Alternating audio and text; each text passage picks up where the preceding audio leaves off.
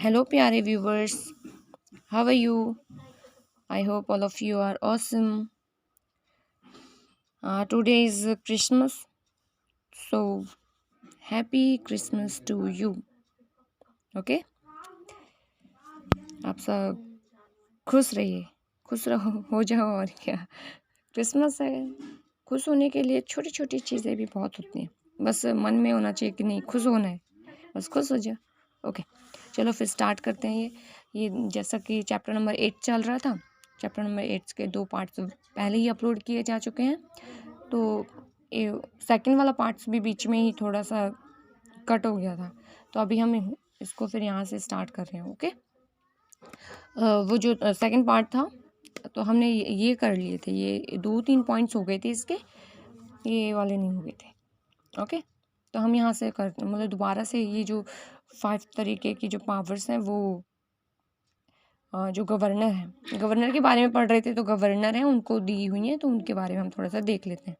देखो, तो ये 5 तरीके की शक्तियाँ हैं जो गवर्नर को, और इसी सेम टू सेम 5 तरीके की शक्तियाँ राष्ट्रपति को भी सेंट्रल लेवल पर दी हुई हैं। ओके, तो क्या है ये स्टेट लेवल, क्योंकि जो गवर्नर हैं, जो राज्यपाल हैं, वो राज्य स्तर के मुखिया होते हैं, राज्य के मुखिया होते हैं, तो इसलिए उन्हें इस तरीके की पावर्स दी हुई हैं। पहला क्या है, पहला पॉइंट है क्षमा करना, पार्डन। क्या मतलब होता है इसका? मतलब होता है कि देखो, इसका सिंपल मतलब ये होता है कि भाई क्षमा कर देना, कि भाई कोई अपराधी है, किसी ने कुछ गुनाह करा, उसे जेल में डाला हुआ है, उसे सजा दी हुई है, और वो क्या मतलब पत्र भेजे किसको, गवर्नर को, कि भाई माफ़ी पत्र भेजे, पार्डन पत्र भेजे। तो जो राष्ट्रपति हैं, राष्ट्रपति डिसाइड करेंगे कि भाई कि उसे माफ़ करना है या नहीं करना। तो अगर वो उसकी जो सज़ा है पूरी तरीके से माफ़ कर देते हैं तो वो क्षमा कहलाता है।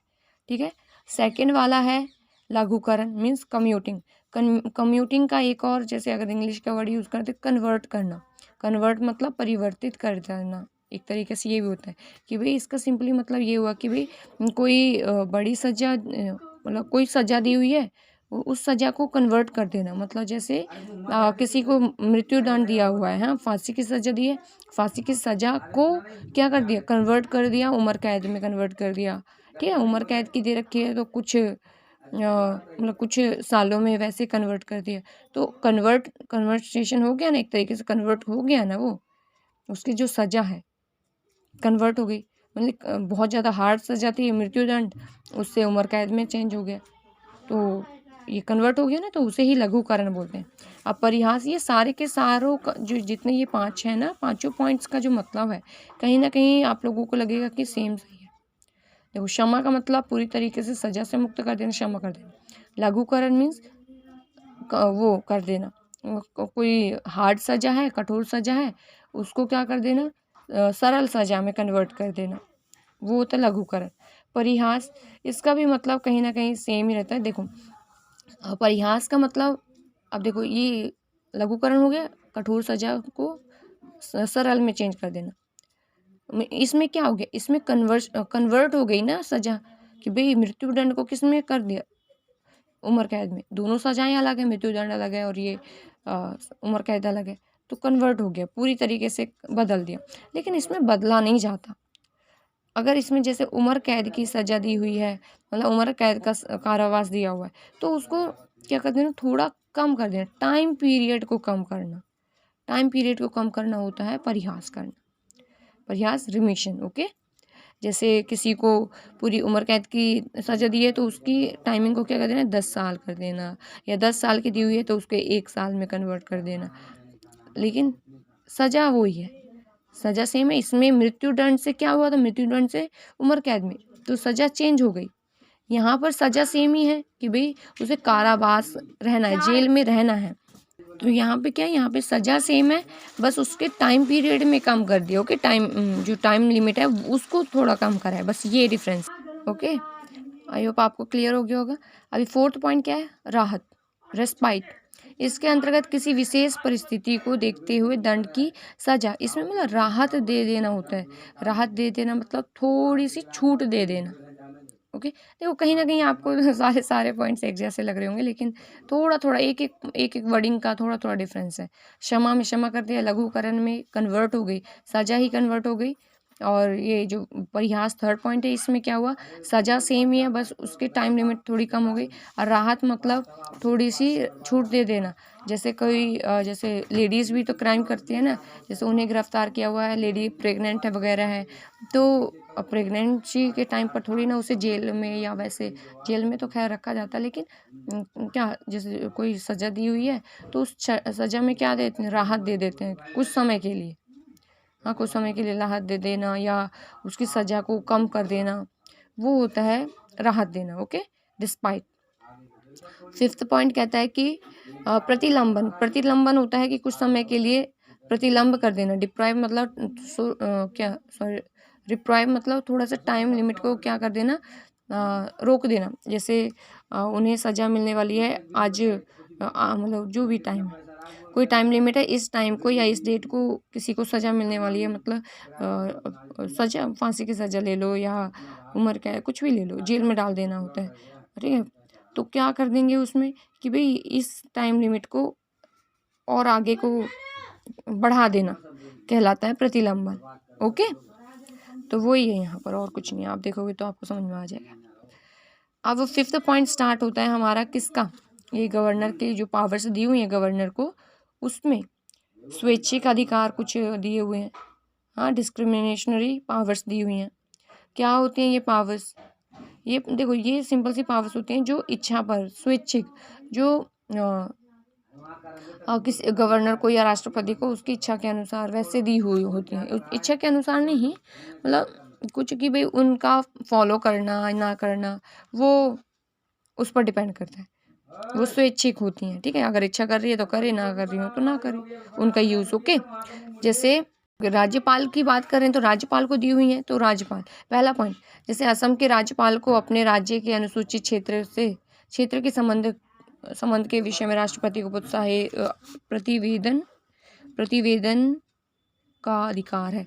मीन्स देखो भाई वहाँ पर वैसे अगर हम कॉन्स्टिट्यूशन के 5th और 6th शेड्यूल्स की बात करें ना, उनमें अनुसूचित जातियाँ, जनजातियाँ, ये जो शेड्यूल कास्ट वगैरह होती हैं, उनको प्रोटेक्शन दिया हुआ है।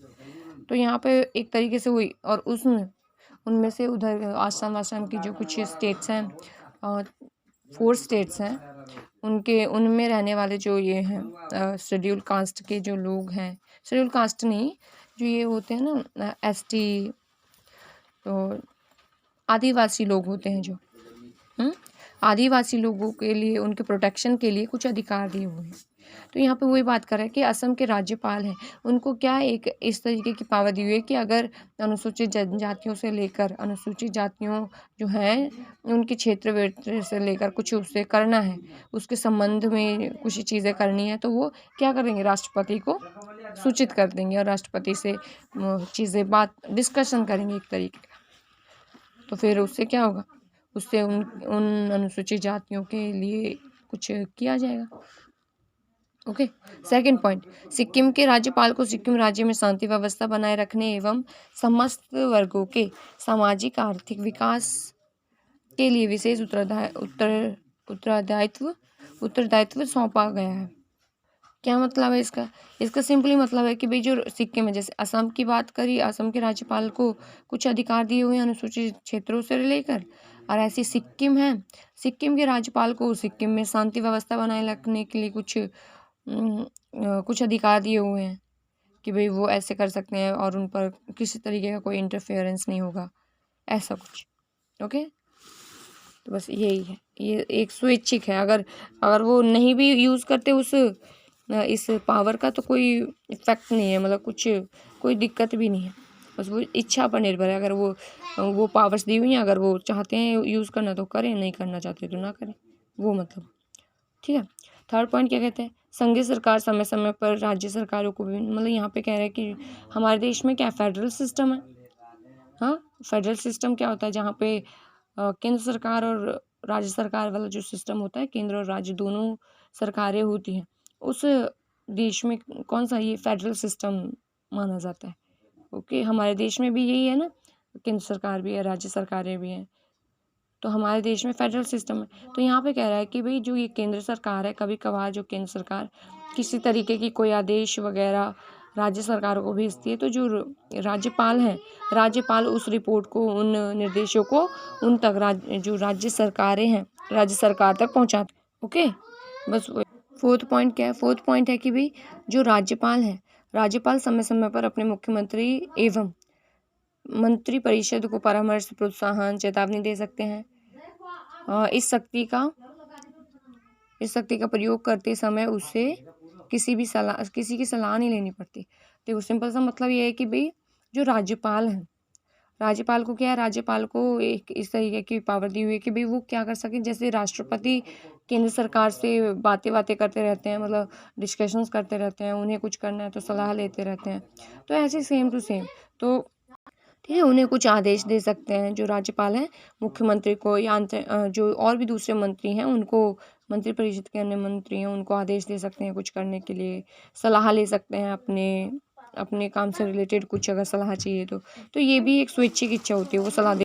ओके, अभी फिफ्थ पॉइंट क्या है? फिफ्थ पॉइंट, राज्यपाल राज्य विधानमंडल द्वारा पारित विधेयकों को राष्ट्रपति की स्वीकृति। मतलब देखो, कई बार जो कानून बनाए जाते हैं स्टेट लेवल पर, जो कानून बनाए जाते हैं जैसे जब वो कानून बन जाएगा उसके साइन वाइन चाहिए होते हैं, किसके? राष्ट्रपति जी के साइन वाइन चाहिए होते हैं। तो फिर उस साइन करवाने के लिए भी वो जो दस्तावेज हैं, विधेयक वगैरह हैं, जो कानून है, उसको साइन वाइन करने के लिए वैसे भेज देते हैं स्वीकृति के लिए कि भाई राष्ट्रपति उससे स्वीकृति भी दे दे। या फिर उससे अगर कुछ बातें उन्हें मुख्यमंत्री या अन्य मंत्रियों तक पहुंचानी होती है वो पहुंचाते हैं। तो एक कड़ी का काम भी कर रहे होते हैं राष्ट्रपति या संघ के बीच, जो केंद्र सरकार है, केंद्र सरकार और राज्य सरकार के बीच में एक कड़ी का काम भी कर रहे होते हैं राज्यपाल। ओके, 6 पॉइंट, यदि कोई निर्णय एक मंत्री या मुख्यमंत्री ने अपने आप, मतलब जैसे कोई फैसला कर लिया किसी मंत्री ने या मुख्यमंत्री ने, तो उस मंत्री को या मुख्यमंत्री को ये आदेश देते हैं कि भाई आप उस बात को, जो भी आपने फैसला करा है, उसको पूरे मंत्री परिषद के सामने प्रस्तुत करिए। इस तरीके की बात कर सकते हैं। और 7th पॉइंट क्या कहते हैं? 7th पॉइंट ये कहता है कि भाई कोई भी मुख्यमंत्री है, मुख्यमंत्री क्या भाई, जैसे अविश्वास प्रस्ताव होता है। अविश्वास प्रस्ताव देखो वो होता है कि भाई जब उस टाइम पर पारित करा जाता है जब क्या होता है कि भाई कोई भी मुख्यमंत्री या केंद्र में प्रधानमंत्री हो गए, उनको क्या हो कि भाई एक तरीके का डर हो जाए। तो सिंपली मैं समझाऊँ इसको कैसे।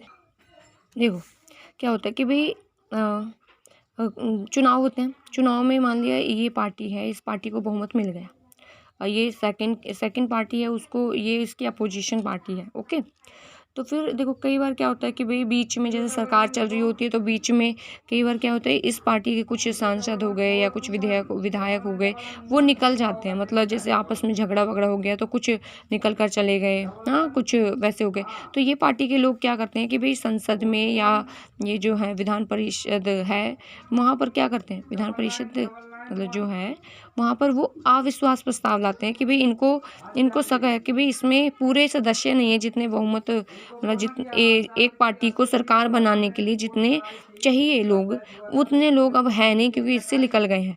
तो ये लोग क्या करते हैं कि अविश्वास प्रस्ताव लाते हैं कि अगर ये, इनको कहा जाता है कि हमें आप पर विश्वास नहीं है, अविश्वास है, तो आप क्या करिए कि भाई अपने जितने भी बहुमत के लिए जितने सांसद या जितने विधायक चाहिए होते हैं, आप उनको प्रूव करिए कि आपके पास इतने विधायक या वो सांसद हैं।